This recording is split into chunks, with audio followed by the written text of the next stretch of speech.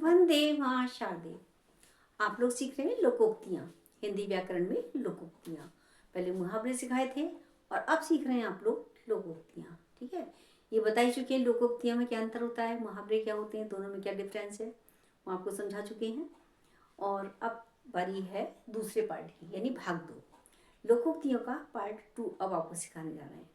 और ये भी हम आपको फिर से रिमाइंड करा दें कि ये वर्णमाला के क्रम में कराई है हमने सारी, और साथ साथ जो आपके बोर्ड परीक्षा में आ चुकी हैं वो कराई हैं, और जो हमें इम्पोर्टेंट लगी, जो महत्वपूर्ण लगी, वो हमने कराई हैं। तो इस तरीके से आपकी जो लोकोक्तियाँ यहाँ पर कराई गई हैं वो आपको परीक्षा में अधिक उपयोगी होंगी और सभी को इनका लाभ प्राप्त होगा, चाहे वो प्रतियोगी परीक्षा में बैठे हों बच्चे या बोर्ड परीक्षा में बैठे हों। ठीक है, या फिर आप अध्यापन कर रहे हैं तब भी आप उनको समझा सकते हैं।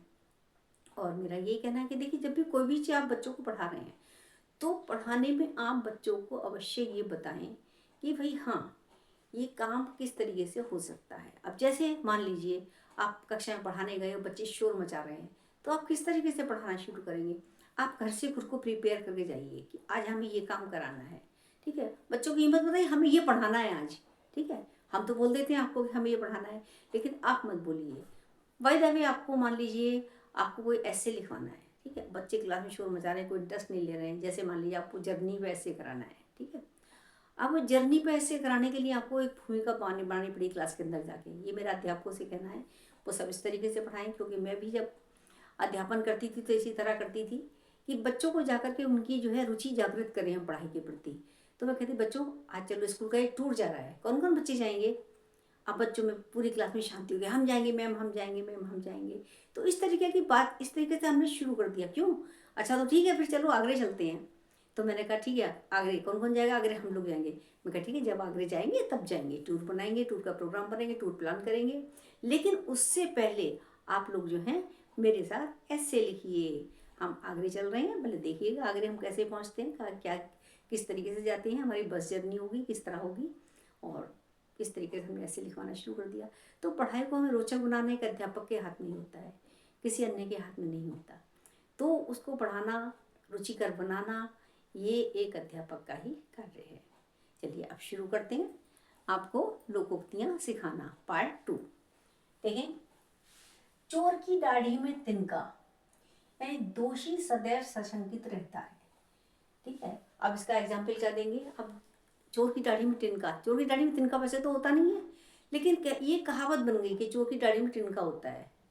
तो ये पुराने ज़माने की कहावत थी कि भाई कोई चीज़ चोरी हो गई थी किसी की, उसकी दाढ़ी के ना बाल कम हो जाएंगे या छोटे हो जाएंगे। तो वो उसमें राजा के दरबार में क्या किया उसने, एक दरबारी ने फटाफट अपनी दाढ़ी छूनी शुरू कर दी। अब क्या पता लगा कि जो है जिसने वो चीज़ छुराई होगी, अंगूठी चुराई होगी या कोई भी चीज़ इस तरीके की, तो उसकी दाढ़ी में तिनका आ जाएगा। अब एक आदमी अपनी दाढ़ी को जल्दी जल्दी धीरे धीरे हिला रहा है, ये तिनका निकल जाएगा तो उसको फेंक दूंगा मैं। ठीक है, तो वहाँ से कहावतें शुरू हो गई, ये लोगोक्ति शुरू हो गई, चोर की दाढ़ी में तिनका। वैसे ही उसको जो एकदम पकड़ लिया गया, हाँ भाई यही चोर है। और जो सारे व्यक्ति थे वो तो कोई सशंकित थे ही नहीं, क्योंकि उन्होंने कोई गलत काम किया ही नहीं था, चोरी की ही नहीं थी। वो चुपचाप खड़े हुए थे, उन्हें पता था कि भाई हमारी दाढ़ी में तिनका हो ही नहीं सकता। क्यों, क्योंकि हमने चोरी की ही नहीं है। उन्होंने हाँ भाई वास्तव में जो चोर होगा उसकी दाढ़ी में तिनका होगा। तो इस तरीके से चोर को पकड़ लिया गया। तो अब इसमें क्या हमने कहावत जब से ये शुरू हो गई है, अब यहाँ लोकोक्ति बन के आपके सामने है। ठीक, तो क्या है ये, चोर की दाढ़ी में तिनका, दोषी सदैव सशंकित रहता है। ये जो जो गलती करता है, जो गलती पे होता है, जिसने कोई मिस्टेक की हो, वो हमेशा क्या रहेगा, उसे डर बना रहेगा, अरे भाई हम पकड़े जाएंगे। तो इसके लिए एग्जाम्पल आप क्या देंगे आप, ये तो मैंने आपको कहावत बता दी, कब के ज़माने की चल रही होगी, तब से लेकर के आज तक। लेकिन अब जो मैं आपको बताने के जा रही हूँ, अब ये बताने के लिए जा रही हूँ कि इसको कैसे प्रयोग में लाना है। ठीक है, प्रयोग में लाना सीखिए कि कक्षा में 100 का नोट चोरी हो गया। ठीक है, सब बच्चों के बैग चेक किए जा रहे थे, लेकिन मोहन ने अपना बैग खिड़की से बाहर फेंक दिया और अध्यापक ने जाकर के उसको रंगे हाथों पकड़ लिया। उसका बैग देखा तो उसमें रुपए मिल गए। ठीक है, तो चोरी का बैग उसने फेंक दिया क्योंकि वो सशंकित था, इसलिए उसने बैग फेंक दिया और जो है चोर को पकड़ लिया गया। जो चोर होता है उसे हमेशा एक शंका बनी रहती है। तो बैग को जो है, जब जैसे उसने बैग फेंका वैसे ही अध्यापक ने जाकर के उसको पकड़, बैग चेक कर लिया और उसको पकड़ लिया, क्योंकि किसी ने सही कहा है, चोर की दाढ़ी में तिनका। आगे देखिए, चोर चोर मौसेरे भाई, बुरे व्यक्तियों का आपस में मेल होना। ठीक, इसका प्रयोग क्या लिखेंगे कि कक्षा में कुछ बच्चे जो थे वो ड्रग्स लेते थे। ठीक है, ड्रग्स लेने वाले बच्चे, और इस तरीके से उन्होंने एक दूसरे से जो है दोस्ती कर ली। तो अब जब पता चला कि भाई कौन कौन ड्रग्स लेता है, इस तरीके से जब उनको तलाशी हुई तो पता लगा अरे वो भी लेता है, अरे उस क्लास के बच्चे भी लेते हैं, वो भी ड्रग्स लेते हैं। तो यानी चोर चोर मौसेर भाई, यानी आपस में उन लोगों का मेल हो जाता है। जो व्यक्ति बुरे होते हैं उनका मेल आपस में जल्दी होता है, वो चोर चोर मौसेरे भाई बन जाते हैं। यानी एक सी आदत वाले व्यक्तियों का आपस में मेल हो जाता है, यानी बुरे व्यक्तियों का बुरे व्यक्तियों से मेल हो जाता है। तो सही कहा जाता है कि चोर चोर मौसेरे भाई। कई एग्जाम्पल आप दे सकते हैं, 3 तो भी बता दिया क्या तुमने। छछूंदर के सिर में चमेली का तेल, सिर में चमेली का तेल।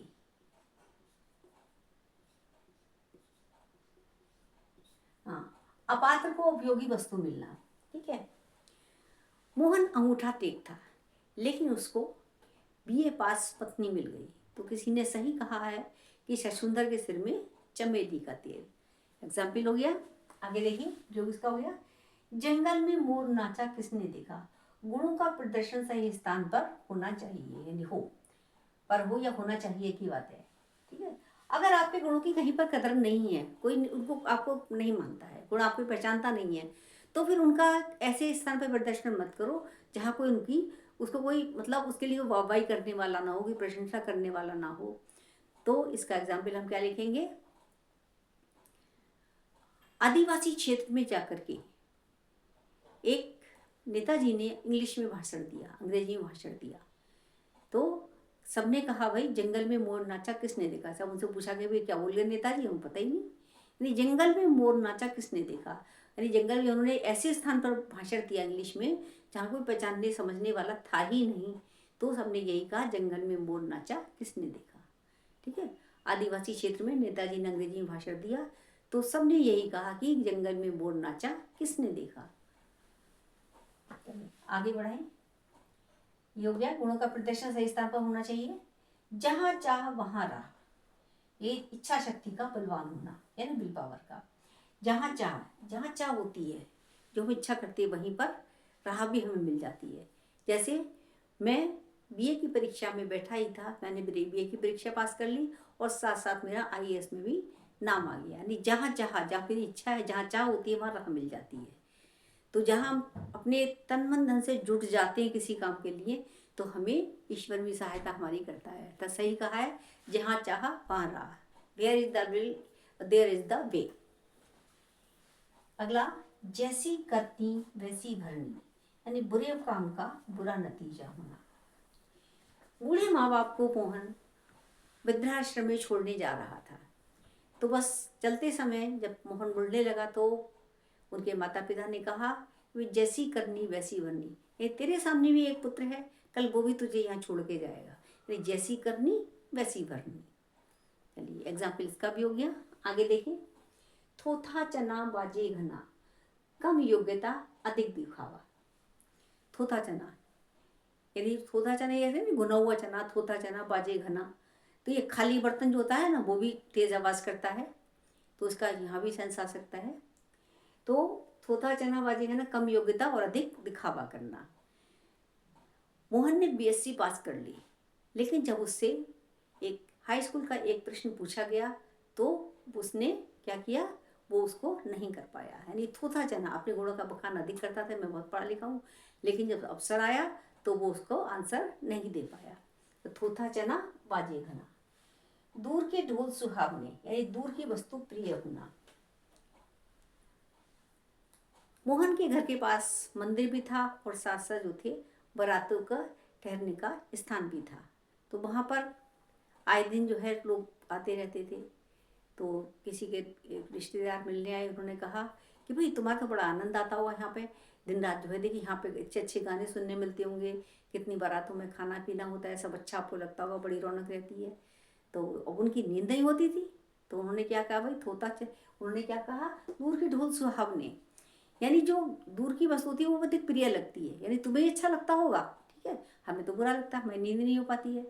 तो कहने का मतलब ये है कि बार बार उनको परेशानी उठाने पर वहाँ पर पास में रहने पर परेशानी उठाने पर उन्होंने यही कहा, क्या कहा, दूर के ढोल सुहावने ही लगते हैं। अर्थात तुम्हें तो अच्छा लगता होगा लेकिन हमें अच्छा नहीं लगता है, क्योंकि हमारी जो है हमें परेशानी होती है, हम डिस्टर्ब होते हैं, तो इसलिए हमें अच्छा नहीं लगता है। इसलिए सही कहा है कि दूर के ढोल सुहावने ही अच्छे लगते हैं। यदि ढोल की आवाज़ दूर से आ रही होती तो कैसी लगती, हाँ भाई ढोल बज रहे हैं, बड़ा अच्छा लग रहा है। लेकिन वही आवाज़ जो है हमारे कानों पे दिन रात बजती रहे, पास में रहे, तो हमें क्या लगेगा, अरे भैया बड़ा डिस्टर्बेंस हो रहा है। चलिए ये भी एग्जाम्पल हो गया आपका। आगे बढ़े। धोबी का कुत्ता घर का ना घाट का, यानी कहीं का ना रहना। मोहन ने आईएएस का फॉर्म और बीए की परीक्षा का फॉर्म भी भर दिया, लेकिन दोनों का परीक्षा एक ही दिन हुई। दोनों की परीक्षा एक ही दिन होने के कारण तो वो उसको सफलता नहीं मिल पाई। जब रिजल्ट आया तो उसको सफलता नहीं मिली।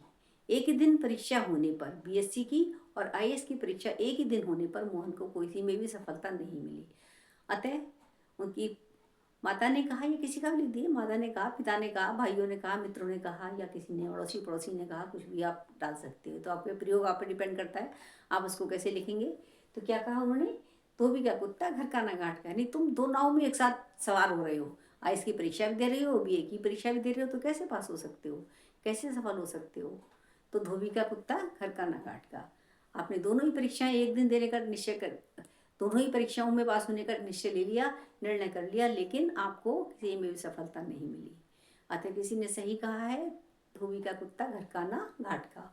एक एग्जाम्पल हम आपको, जब हमने लोकोक्तियाँ सिखाई थी, लोकोक्तियाँ में क्या अंतर है वो बताई थी, वो भी आप लिख सकते हो। ना नौमन तेल होगा ना राधा नाचेगी, यानी थोड़े से ही संतुष्टि करना।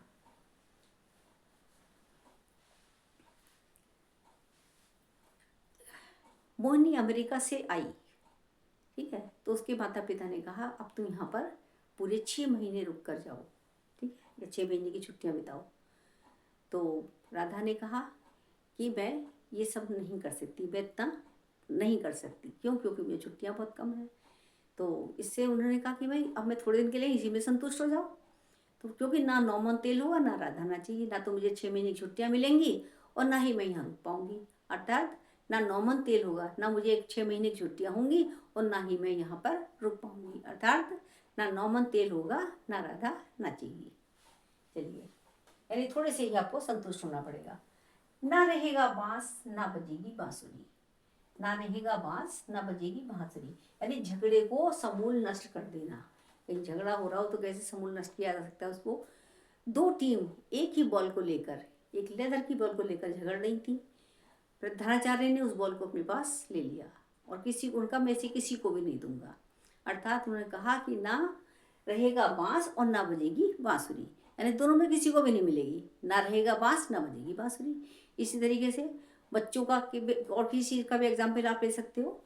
तो क्या लिखेंगे हम कि एक दो बच्चों को एक 500 का नोट मिला, दोनों झगड़ रहे थे, तो उन्होंने अपना अपना कह रहे थे, तो उनको माता पिता ने कहा, या कुछ भी लिख सकते हो आप कि उस व्यक्ति, किसी भी व्यक्ति ने कहा या प्रधानाचार्य ने कहा भाई कि ना ये तो किसी का भी नहीं है, ठीक है, ये मेरे पास रहेगा, ये 500 का नोट ना तुम्हें मिलेगा, ना मोहन का मिलेगा, ना सोहन का मिलेगा, ठीक है, इसको मैं अपने पास रखूंगा। इसलिए ना रहेगा बांस ना बजेगी बांसुरी। नाच ना जाने आंगन टेढ़ा, योग्यता ना होने पर भी बहाने बनाना, ठीक है। मोहन बीएससी पास है, लेकिन उससे हाई स्कूल का एक साइंस का प्रश्न पत्र हल नहीं हुआ, तो उसने अनेक बहाने बना दिए। इसका प्रिंट खराब है, इसमें सही नहीं है, प्रश्न ही से गलत पूछा गया है, ठीक है। तो बीएस हाई स्कूल का एक प्रश्न पूछा गया, उसने कह दिया कि प्रश्न ही गलत है। अर्थात नाच न जाने आंगन टेढ़ा, तो योग्यता ना होने पर भी बहाने बनाना। चलिए इसके आगे की और लोकोक्तियाँ देखें।